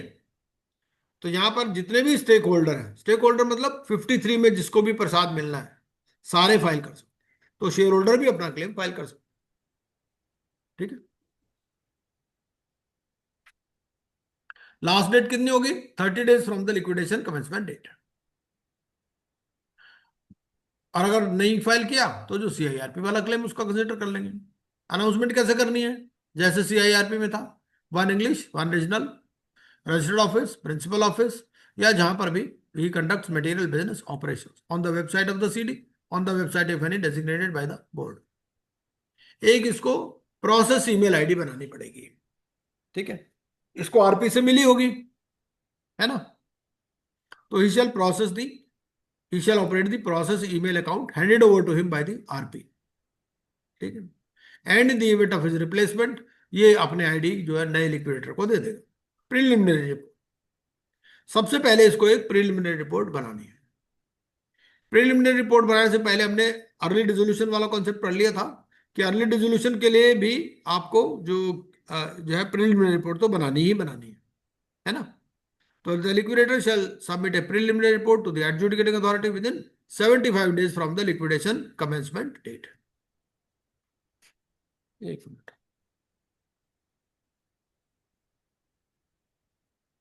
हम्म detailing the capital structure of the corporate debtor, estimates of its assets and liabilities as on the liquidation commencement date based on the books of the corporate debtor. अगर उनको लगता है books reliable नहीं है तो वो फिर एस्टिमेट बनाएगा on the reliable records and data otherwise available to him. ठीक है। क्या उसको लगता है कि भाई कंपनी में गड़बड़ है, ये उसको प्रिलिमिनरी रिपोर्ट में ही बता देना है कि whether intends to make any further inquiry in to any matter relating to the promotion और प्रपोज्ड प्लान ऑफ एक्शन। भाई लिक्विडेशन कैसे कैरी आउट करेगा, जो टाइमलाइंस है वो भी इसके अंदर बताए। रेगुलेशन 14 क्या बोलता है? Early dissolution any time after the preparation of the preliminary report, if it appears to the liquidator that the realizable properties of the corporate debtor are insufficient to cover the cost of the liquidation process। ठीक है, पैसे से liquidation cost भी cover नहीं होगी और कुछ गड़बड़ भी नहीं लग रही है। The affairs of the corporate debtor do not require any further investigation। तो ये क्या करेगा? कंसल्टेशन कमेटी को कंसल्ट करेगा and if it advises for early dissolution he may apply along with a detailed report incorporating the views of the consultation committee to the adjudicating authority for early dissolution। ठीक है। फिर progress reports, इसको quarterly progress reports बनानी है with in 15 days after the end of the quarter. और मान लीजिए बीच में इसकी छुट्टी हो जाए, है ना, मान लो 12 तारीख को इसकी छुट्टी हो गई तो 27 तारीख तक बना देगा 15 रिपोर्ट। ठीक है, with in 15 days of such cessation. जो लास्ट प्रोग्रेस रिपोर्ट होगी उसके साथ में audited receipt and payment account लगाए। ठीक है।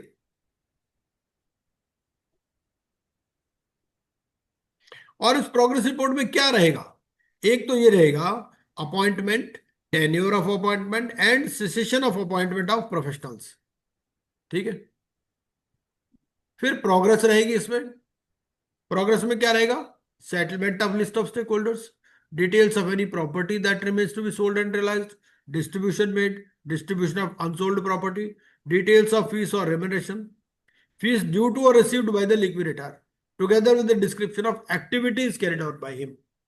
ये क्वार्टरली है ना, तो क्वार्टरली बेसिस पर एडजुडिकेटिंग अथॉरिटी को ये सब बातें बताए। The remuneration of fees paid to professionals.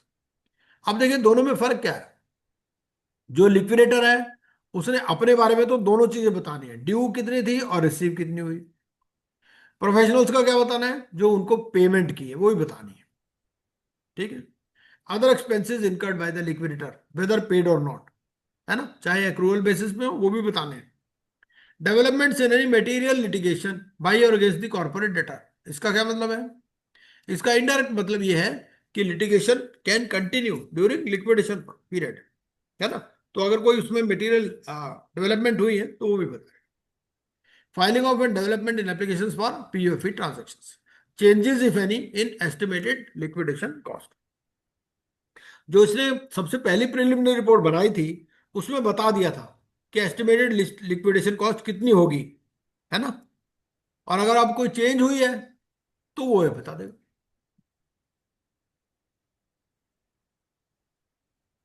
Quarterly basis पे।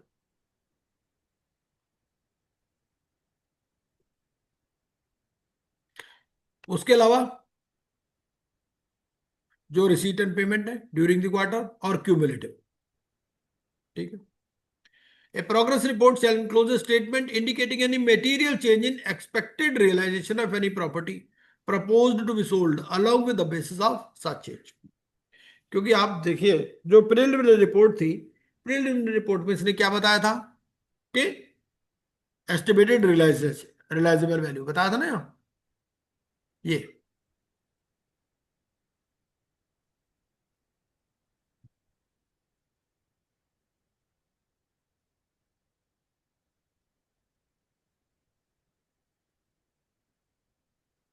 है ना। तो अब ये क्या कह रहा है कि अगर आपके कोई चेंज है तो वो बताइए allow with the basis for such. मतलब ऐसा हो सकता है कि पहले उसने प्रिलिमिनरी रिपोर्ट में लिखा हो कि भाई इस प्रॉपर्टी की इतनी वैल्यू होगी, अब प्रॉपर्टी की वैल्यू कम हो गई, ज्यादा हो गई, तो वो बताए। और लास्ट में audited accounts of receipt and payment भी बताएगा। ठीक है, चलिए ये एग्जांपल दे रखा है, क्लियर है। नेक्स्ट देखते हैं सबमिशन ऑफ क्लेम्स।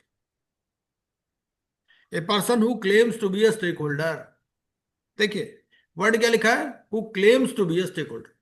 भाई देखो उसको लगता है कि मेरा क्लेम है, बाकी तो लिक्विडेटर को देखना है, लिक्विडेटर चाहे तो रिजेक्ट कर दे, वो एडजुडिकेटर अथॉरिटी के पास चला जाएगा, है ना।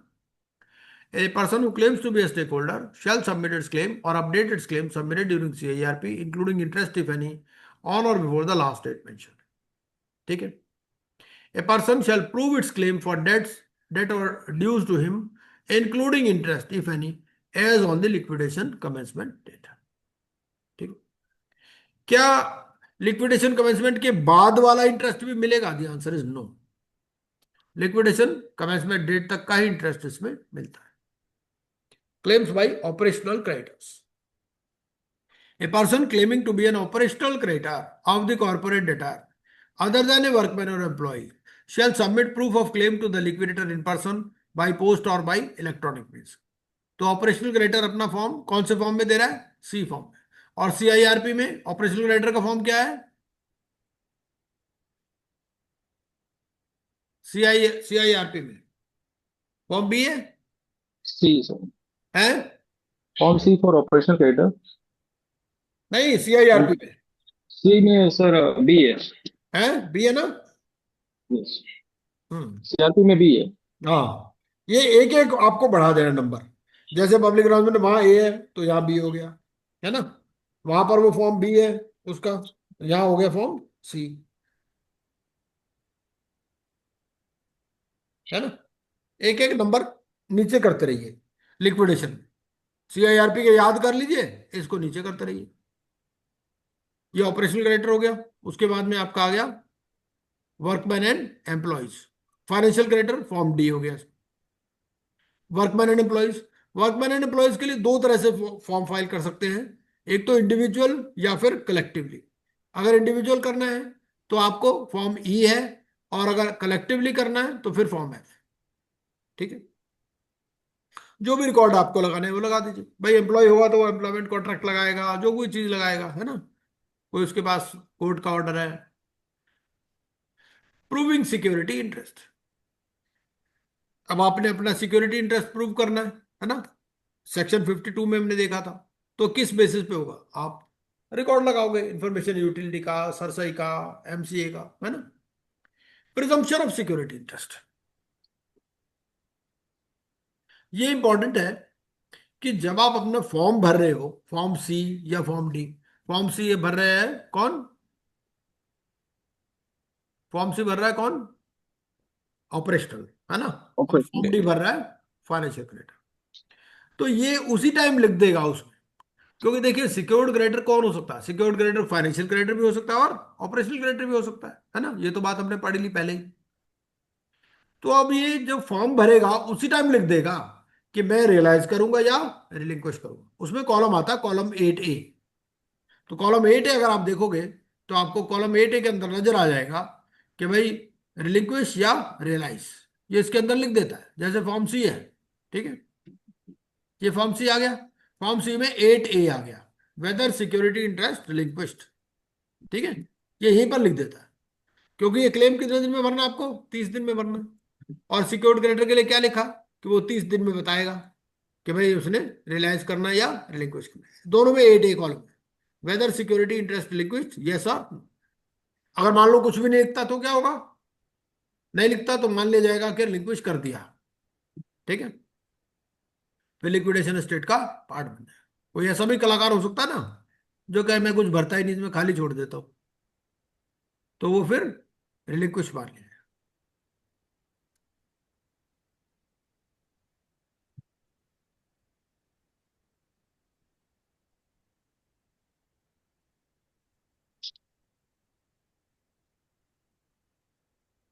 ठीक है जी, ये